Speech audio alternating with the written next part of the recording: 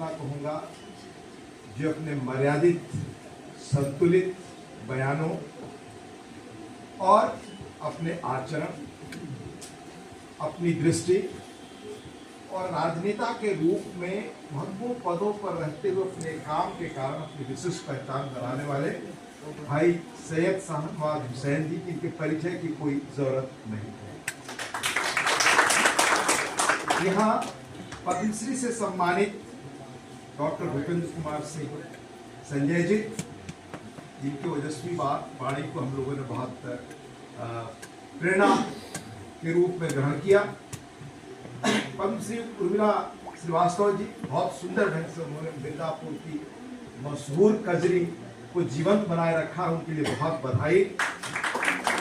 और पद्म पुरस्कारों से सम्मानित अनेक मौजूद यहाँ विशिष्ट गण, पुस्तक की लेखिका डॉक्टर दर्शनी प्रीत, और जहाँ से पुस्तक प्रकाशित हुई प्रभात प्रकाशन के भाई प्रभात जी और भाई पीयूष जी, हमारे मीडिया के मित्रगण, देवियों और सज्जनों, सबसे पहले डॉक्टर दर्शनी प्रिय को बहुत बधाई, जिनकी वजह से, जिनके महत्वपूर्ण काम की वजह से हम सब आज यहाँ एकत्र हैं और अत्यंत प्रेरक, जो आगे आने वाली पीढ़ियों के लिए प्रेरणा के रूप में जो पुस्तक काम करेगी, उसकी रचना के लिए उन्हें हम सबसे पहले धन्यवाद पुनः देना चाहेंगे।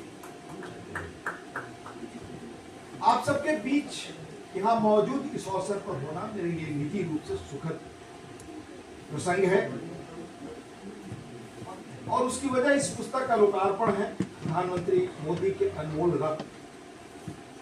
दरअसल प्रधानमंत्री जी के अनमोल रत्न रहती हैं विंध्यवासिनी माँ, 2 लाइन उनके लिए।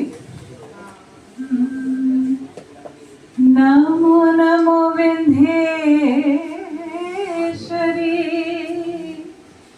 नमो नमो जगदम्ब, संत जनों के काज में करती नहीं विलंब। जिस आदर्श की हम बात करते हैं, जिस सत्ता की पैरोकारी की बात करते हैं, निश्चित तौर पे मैं इस बात की भी बहुत ही प्रशंसा करती हूँ कि मौजूदा हालात में ऐसे मालिकों को, ऐसे पद्मश्री को चुन चुनकर देश के एक माला में पिरोया जा रहा है, जो वाकई पद्म सम्मान के योग्य थे और काबिल थे। तो मैं ये भी कहना चाहूंगी, यहाँ जोड़ना चाहूंगी कि मौजूदा जनतांत्रिक प्रयोगों से सामाजिक संवेदना में जो एक बड़ा परिवर्तन आया है, स्पष्टतः मूल्य आधारित सत्ता की सीधी पैरोकारी उसमें दखल रखती है। शायद वो पैरोकारी ना होती तो पद्मश्री राष्ट्रपति भवन तक पहुंच नहीं पाते। तो मैं एक बार जोरदार तालियां उनके लिए भी देती हूँ, जिन्होंने इन पद्मश्री को, इन नायकों को अंधेरी गुफाओं से उजाले किए समझाया। और मैं बात करती हूँ, मैं अपनी लेखनी की भी मैं बात करती हूँ अपने के माध्यम से डॉक्टर दर्शनी प्रिय की तरफ से आप लोगों को धन्यवाद देना चाहता हूँ और शुभकामनाएं देना चाहता हूँ। जैसे जैसे सपने बढ़ते हैं, वैसे वैसे जीवन बढ़ता है। मैं तो कहूँगा, सपनों को बुनो, पालो, पोसो, बढ़ाओ अपनी पूरी लगन और मेहनत से। सपने ही तो भविष्य हमारा आपका। हाँ, अपने सपनों को पूरा करने के लिए दूसरों का सहयोग लो और दूसरों के सपनों को पूरा करने के लिए अपना सहयोग दो, क्योंकि जीवन का आधार ये सहयोग के बिना हम सबकी उत्पत्ति नहीं हुई होती, सहयोग के बिना हम सब की उत्पत्ति नहीं हुई होती, ना ही होता इतना विकास एवं विस्तार। आज यहाँ जो पूरा हो रहा सपना ही तो था, और क्या। हमारे सपनों को संवारने के लिए आपको धन्यवाद और आपके सपनों को संवारने के लिए हमारी शुभकामनाएं। हाजपा और हाजपा, जो आपको शायद याद होगा, पिछले दिनों वो बिना चप्पल के राष्ट्रपति भवन में आते हैं, पद्मश्री ग्रहण करते हैं। और जब मैं उनके घर पहुंचती हूँ तो बियावान जंगल है और वहाँ पे उनके पैरों में चप्पल नहीं है और शरीर पे कपड़ा नहीं है। और मैं देखती हूँ कि उन्होंने गुल्लक में पैसा एकत्रित करके गांव के बच्चों के लिए स्कूल बनवाया है। तो ये हमारे देश के नायक हैं। मैं जाती हूँ कर्नाटक में, तो मैं देखती हूँ वहाँ पे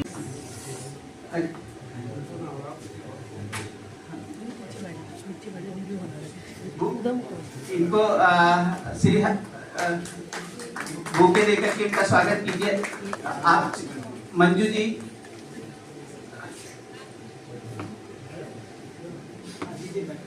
जी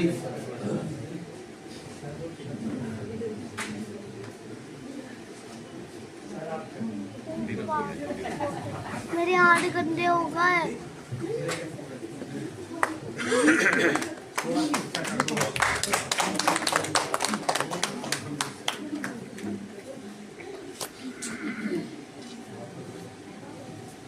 तमाम अतिथिगण जो दूर दूर से आए हैं, हमारे सम्मानीय हरिवंश सर, हमारे पद्मश्री प्रभात प्रकाशन और तमाम ऐसे लोग, हमारे हुसैन सर, सभागार में उपस्थित सभी सुधीजनों को मेरा प्रणाम। हृदय तल की गहराइयों से मुझे उम्मीद नहीं थी, अपेक्षा नहीं थी इतने लोग आएंगे और इतने लोग साहित्य प्रेमी हो सकते हैं, मुझे इसकी तो कतई अपेक्षा नहीं थी। अभी पीयूष जी से भी एक चर्चा हो रही थी कि साहित्य को सुनने वाले लोग कम नहीं हुए, साहित्य को समझने वाले लोग कम नहीं हुए, बल्कि लगातार इसमें वृद्धि हो रही है।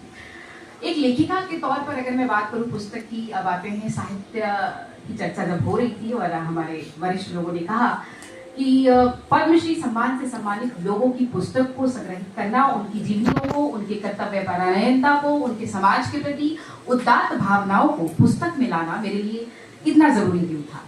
ये बहुत जरूरी था क्योंकि ये वैसे नायक हैं, वे वैसे किरदार हैं जो पर्दे के पीछे से अपना काम कर रहे हैं और हम आगे से रहकर उनके लिए तालियां बजा रहे हैं। तो एक बार करतल ध्वनि से उन सभी पद्मश्री के लिए जो लगातार काम कर रहे हैं, चुपचाप बिना किसी आकर्षण के मोह में बंधे हुए एक नायक की तरह काम कर रहे हैं। एक लेखिका के तौर पर इन चरित्रों को जीवन में गढ़ना और पंक्तियों में उतारना मेरे लिए कतई आसान नहीं था और पुस्तक में गढ़ना तो बिल्कुल भी नहीं। यायावर को अपनी यात्रा में उड़ती हुई कहानियों का टूटा हुआ सत्य ही मिल पाता है। मुझे ऐसा लगता है कि मुझे शायद वो सत्य मिल गया क्योंकि एक शहर से दूसरे शहर की दौड़ और उस दौड़ के बाद पद्मश्री को खजाने के रूप में ढूंढ लाना मेरे लिए किसी नायाब हीरे से कम नहीं था। क्योंकि देश के तमाम अलग अलग क्षेत्रों में, सुदूर प्रांतों में हमारे देश के सभी पद्मश्री रहते हैं, उनसे मुलाकात करना, उन तक उनकी कहानियों को आप तक पहुंचाना निश्चित ही मेरे लिए बहुत दुष्कर कार्य रहा। लेकिन मुझे खुशी है कि मैं उन पंक्तियों को, उनकी कहानियों को, उनकी जिजीविषा को, उनके संघर्ष को पंक्ति के माध्यम से आप तक पहुंचा पाने में सफल हुई हूँ। और मुझे आशा ही नहीं विश्वास है कि ये पुस्तक सभी पाठकों को भी बहुत पसंद आएगी क्योंकि ये ऐतिहासिक रूप से भी बहुत ही महत्वपूर्ण पुस्तक है। हमारी आने वाली पीढ़ी के लिए भी बहुत महत्वपूर्ण पुस्तक है, सिर्फ इसलिए नहीं क्योंकि हम गाथा कह रहे हैं, सिर्फ इसलिए नहीं कि हम इतिहास बोध की बात कर रहे हैं, सिर्फ इसलिए नहीं कि हम पद्मश्री की चर्चा कर रहे हैं, इसलिए भी कि हमारी पीढ़ियां उन कार्यों को, उन संकल्पों को और उन संघर्षों को समझेंगी जो हमारे आज के पद्मश्री कल के लिए वो कल तैयार कर रहे हैं। तो ये उनके लिए भी बहुत जरूरी था। पद्मश्री से सम्मानित विभूतियों की जीवनियों से संबंधित इस पुस्तक में मैंने संकलन का बहुत ही महत्वपूर्ण कार्य 2 चरणों में किया है। एक तो उनके साक्षात्कार को मैंने कड़ी दर कड़ी पिरोया है, दूसरा उनके जीवनियों को और समाज के प्रति उनके द्वारा किए जा रहे कार्यों को भी मैंने पंक्ति दर पंक्ति सजोया है। कहते हैं सत्य की दिशा में हजारों हजार शस्त्रों का उतना मूल्य नहीं जितना आपके द्वारा उठाए गए एक कदम का है। हमारे आसपास की दुनिया से ऐसे महान कर्मयोगियों को नमन करती हूँ जो भविष्य का निर्माण कर रहे हैं, जो भविष्य की दृष्टि से वृद्ध मालिक तो हैं लेकिन देश को सर्वोच्च सम्मान से सम्मानित भी कर रहे हैं। राष्ट्र जीवन में अमूल्य योगदान देने और समाज के उत्थान की दिशा में उत्कृष्ट कार्य करने वाले को पद्मश्री अलंकरण दिया जाता है। लेकिन क्या आपको मालूम है कि ये पद्मश्री अलंकरण केवल उनके सिर्फ उसी कार्य के लिए नहीं मिलता जो आपको दिखता है? क्योंकि मैंने उस साक्षात्कार को, उनके घर को मैंने पश्चिम से पूर्व और पूर्व से दक्षिण देश के समस्त दिशाओं में जाकर इन पद्मश्री की कहानियों को और इनकी जीवंत उदात्त भावनाओं को इसलिए साक्षात्कार किया ताकि मैं शायद उनको महसूस कर सकूं और उस महसूसियत को अपने शब्दों में उतार सकूं। मैं एक छोटा सा कहता है कि एक पुस्तक 100 मित्रों के बराबर होती है। एक अच्छी पुस्तक हमें वो सीख देती है जो हमारे 100 मित्र भी वो सीख नहीं देते हैं। हमारे जीवन को जितना अच्छी पुस्तकें समृद्ध करती हैं उतना अधिक कोई नहीं समृद्ध करता है। आज की ये जो पुस्तक डॉक्टर दर्शनी प्रिय ने लिखी है, ये हमारे समाज में जो पद्मश्री से सम्मानित लोग हैं और जो चुपचाप समाज को देने का कार्य कर रहे हैं, जो चुपचाप समाज हित में कार्य कर रहे हैं, बगैर शोर किए हुए उनके जीवन को आधार बनाकर लिखी गई है। इस पुस्तक में 33 पद्मश्री लोगों की जीवन गाथा को समेटा गया है। ये मोदी 140 करोड़ के नेता हैं, 140 करोड़ लोगों के भी अनमोल रत्न है। मैं आपको दिल की गहराइयों से मुबारकबाद देता हूँ। हम लोग कह रहे हैं बहुत सी चीजों का रिकॉर्ड की चर्चा होती है। आज के दौर में भी जहाँ मैंने कहा कि उदंडता बिकती है, शालीनता नहीं बिकती, लेकिन आज भी मैं देखता हूँ मुझे जहाज में 5, 7, 10 लोग मिलते हैं। मैं देखता हूँ कोई मंत्री हो तो मैं न जाऊँ, क्योंकि वो जेलस हो जाते हैं, क्योंकि ज्यादा लोग मुझे फोटो खिंचवाने आते हैं और कहते हैं शाहनवाज साहब क्या शालीन बोलते हैं आप वाजपेयी। तो मुझे लगता है कि आज भी शालीनता बिकती है, उदंडता लाइक्स रिट्वीट पा सकती है, लेकिन शालीनता की कदरदान लोग हैं इस देश में। और हम तो ये मान के चलते हैं कि आपने जो समाज के लिए किया है, ये मानकर चलिए कि इसको करते रहेंगे। हम लोगों के लिए तो एक ही अवार्ड था, हमने हरिवंश जी से, आप लोग को लग रहा होगा मैं क्या बातें कर रहा हूँ, मैं कह रहा था हरिवंश जी इतने खुशकिस्मत ये लोग हैं जिनको पद्म अवार्ड मिला है। मुझे तो एक ही बार इंडिया टुडे आउटलुक की मैगजीन पे फ्रंट पेज पे फोटो छपी थी, उसमें लिखा हुआ था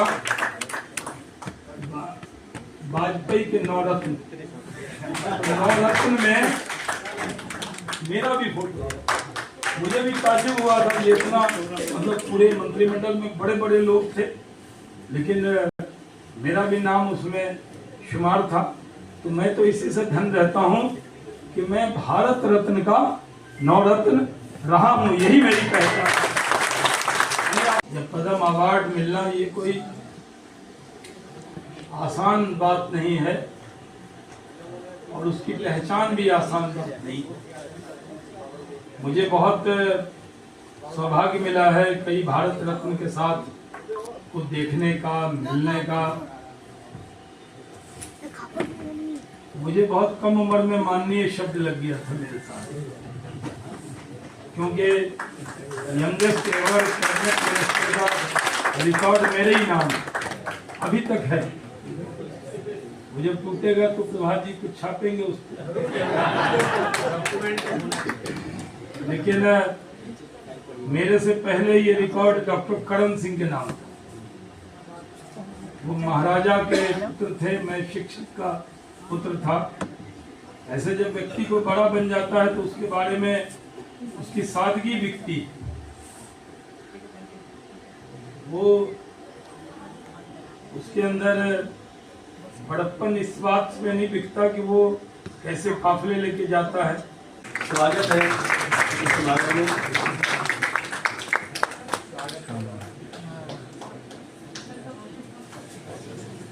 आप लोगों का बहुत बहुत धन्यवाद। सर आपका बहुत बहुत धन्यवाद। और अभी हमारे बीच में आपकी तालियों के बीच पहुंचे हैं आदरणीय सैयद शाहनवाज हुसैन जी, जो वरिष्ठ नेता हैं, बीजेपी से प्रवक्ता हैं और मीडिया के विभिन्न प्लेटफॉर्म्स पर रोज शाम को आप राष्ट्रवाद की बात रखते हुए आप उनको देखते हैं। आदरणीय आपका अभिवादन है, स्वागत है। हम पुष्पमाला से, पुष्पगुच्छ से और कुछ फूल से आपका अभिवादन करते हैं, आपका स्वागत करते हैं और एक बार आपकी जोरदार तालियों से सर का अभिनंदन करें।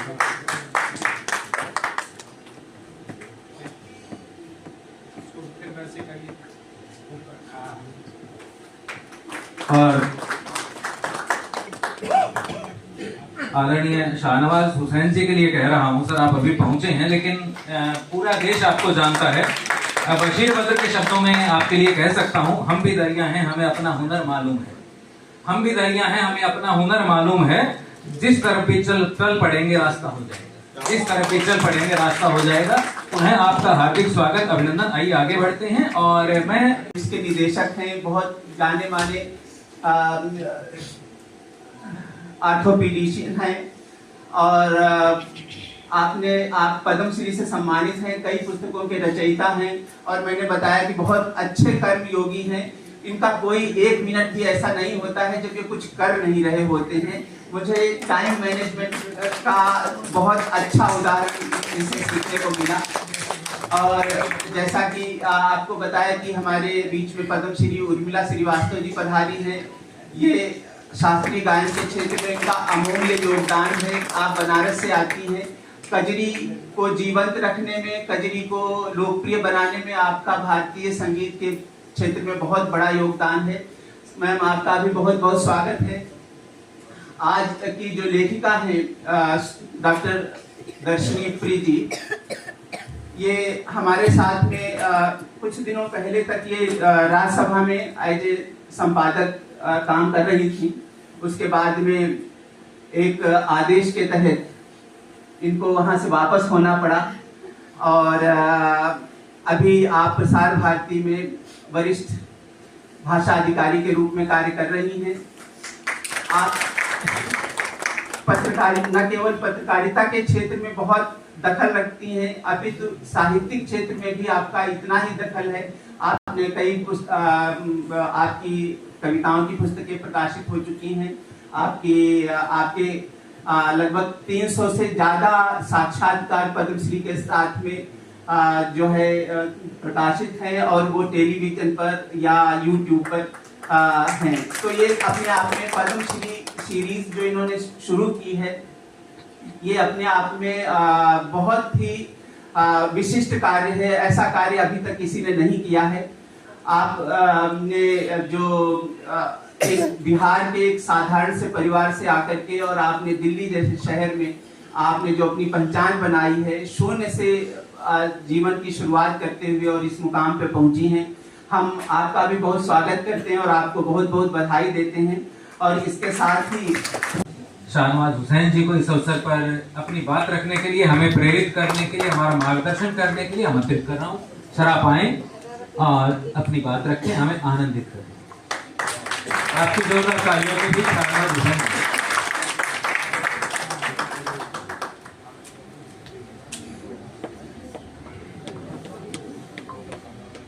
यहाँ पर मौजूद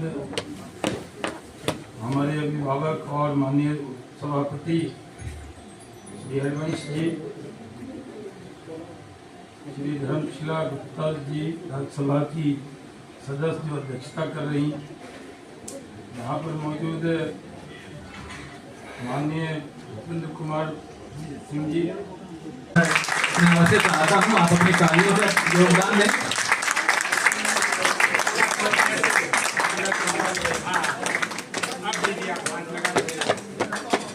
अद्भुत सुंदर ये क्षण है। छायाचित्र अपने कैमरे में इसे कैद करने, आप अपने नयनों में इस चित्र को, इस अवसर को कैद कर लीजिए। ऐसे अवसर बहुत कम होते हैं, बड़े अमूल्य अवसर है, खासतौर से डॉक्टर दर्शनी के लिए ये बड़ा अवसर है। हम बधाई देते हैं आपको भी और प्रभात प्रकाशन को भी। अद्भुत।